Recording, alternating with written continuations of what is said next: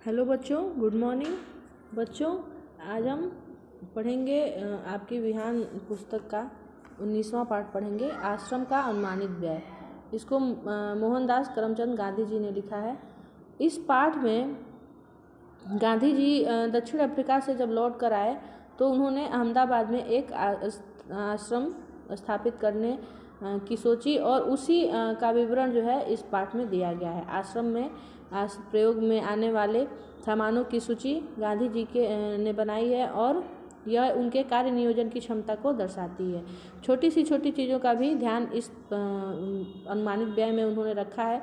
तो चलिए देखते हैं, पढ़ते हैं पाठ और देखते हैं कि किस प्रकार से गांधी जी जो है आश्रम का अनुमानित व्यय बनाते हैं और किस तरह छोटी चीज़ों को ध्यान में रखते हुए उन्होंने यह अनुमानित व्यय बनाया है। ठीक है, शुरू करते हैं अपना पाठ। आरंभ में संस्था आश्रम में 40 लोग होंगे। कुछ समय में इस संख्या के 50 होने की संभावना है। हर महीने औसतन 10 अतिथियों के आने की संभावना है। इनमें 3 या 5 सपरिवार होंगे, इसलिए स्थान की व्यवस्था ऐसी होनी चाहिए कि परिवार वाले लोग अलग अलग रह सकें और शेष एक साथ। इसको ध्यान में रखते हुए 3 रसोई घर हों और मकान कुल 50,000 वर्ग फुट क्षेत्रफल में बने तो सब लोगों के लायक जगह हो जाएगी। इसके अलावा 3000 पुस्तकें रखने लायक पुस्तकालय और अलमारियां होनी चाहिए। कम से कम 5 एकड़ ज़मीन खेती के लिए चाहिए, जिसमें कम से कम 30 लोग काम कर सकें। इतने खेती के औजार चाहिए। इनमें कुदालियों, फावड़ों और खुरपों की ज़रूरत होगी। बढ़ईगिरी के निम्नलिखित औजार भी होने चाहिए: 5 बड़े हथौड़े, 3 बसूले, 5 छोटी हथौड़ियाँ, 2 एरन बम, 10 छोटी बड़ी छेनियाँ, 4 रंदे, 1 सालनी, 1 केतियाँ, 4 छोटी बड़ी धनिया, 4 आरियाँ और बड़ी सणसियाँ, 30 रतल कीलें छोटी और बड़ी, 1 मोंगरा, लकड़ी का हथौड़ा और मोची के औजार। ये सारी चीज़ें जो है तो गांधी जी ने जब अनुमानित व्यय बनाया तो उन्होंने पहले बताया कि शुरू में आश्रम में जो है 40 लोग होंगे और थोड़े ही समय बाद ये संख्या बढ़कर 50 हो जाने की संभावना है। तो हर महीने कम से कम 10 अतिथि भी आ सकते हैं, जिनमें से 5 जो है परिवार वाले भी हो सकते हैं। तो रहने की व्यवस्था ऐसी हो कि परिवार वाले लोग अलग रह सकें और बाकी लोग एक साथ। इस दृष्टि से उन्होंने कहा कि इस दृष्टि को ध्यान में रखते हुए 3 रसोई घर और मकान जो है वो कुल 50,000 वर्ग फुट के क्षेत्रफल में होना चाहिए। और फिर उसके अलावा उन्होंने एक पुस्तकालय जिसमें 30,000 पुस्तकें रखने की जगह हो, ऐसी पुस्तकालय की भी व्यवस्था होनी चाहिए। और कम से कम 5 एकड़ ज़मीन उन्होंने कहा कि खेती करने के लिए चाहिए, जिसमें कि 30 लोग एक साथ काम कर सकें और इन खेती के विभिन्न औजार जैसे कि कुदाली, फावड़ा, खुरपी आदि की भी व्यवस्था होनी चाहिए। फिर इसके अलावा बढ़ईगिरी यानी कि लकड़ी का काम करने के भी विभिन्न औजार होने चाहिए। ठीक है, मेरे अनुमान से इन सब पर कुल 5 रुपया खर्च आएगा। रसोई के लिए आवश्यक सामान पर 150 रुपये मेरे अनुमान से इन सब पर कुल 5 रुपया खर्च आएगा। रसोई के लिए आवश्यक सामान पर 150 रुपये खर्च आएगा। स्टेशन दूर होगा तो सामानों को लाने के लिए बैलगाड़ी चाहिए। मैं खाने का खर्च 10 रुपये मासिक प्रति व्यक्ति लगाता हूँ। मैं नहीं समझता कि हम पहले वर्ष में इस खर्च को निकाल सकेंगे। वर्ष में औसतन 50 लोगों का खर्च 6,000 रुपये मुझे पड़ेगा। मुझे मालूम हुआ है कि प्रमुख लोगों की इच्छा यह है कि अहमदाबाद में यह प्रयोग 1 वर्ष के लिए किया जाए।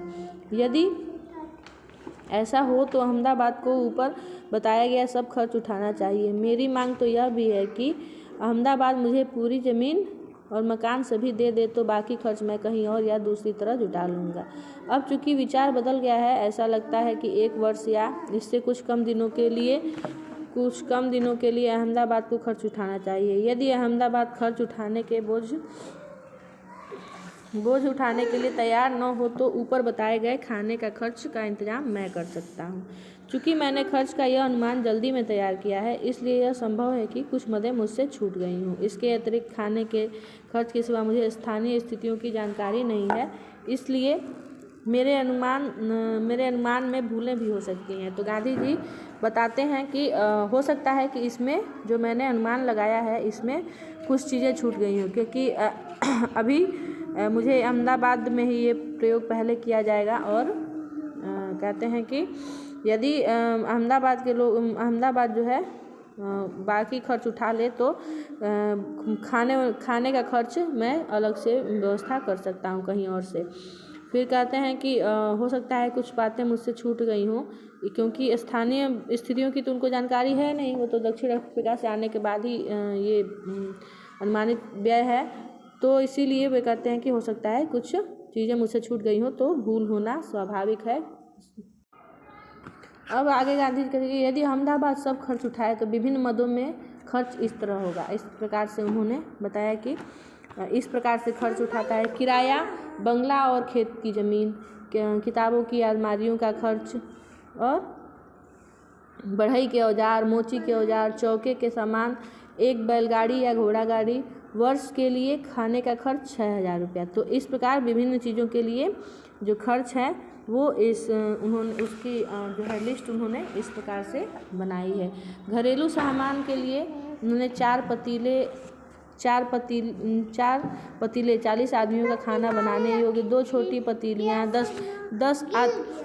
10 आदमियों के योग्य, 3 पानी भरने के पतीले या तांबे के कलसे, 4 मिट्टी के घड़े, 4 तिपाइयाँ, 1 कढ़ाई, 10 रत्तल खाना पकाने योग्य, 3 कलछियाँ, 2 आटा गूँथने की परातें, 1 पानी गर्म करने का बड़ा पतीला, 3 केतलियाँ, 5 बाल्टियाँ या नहाने का पानी रखने के बर्तन, 5 पतीले के ढक्कन, 5 अनाज रखने का बर्तन, 3 तैया, 10 थालियाँ, 10 कटोरियाँ, 10 गिलास, 10 प्याले, 10 कपड़े धोने के टब, 2 छलनियाँ, 1 पीतल की छलनी, 3 चक्कियाँ, 10 चम्मच, 1 करछा, 1 इमाम दस्ता मूसली, 3 झाड़ू, 6 कुर्सियाँ, 3 मेज़ें, 6 किताबें रखने की अलमारियाँ, 3 दवातें, 6 काले तख्ते, 6 रैक, 3 भारत के नक्शे, 3 दुनिया के नक्शे, 2 बम्बई अहाते के नक्शे, 1 गुजरात का नक्शा, 5 हथकरघे, बढ़ई के औजार, मोची के औजार, खेती के औजार, 4 चारपाइयाँ, 1 गाड़ी,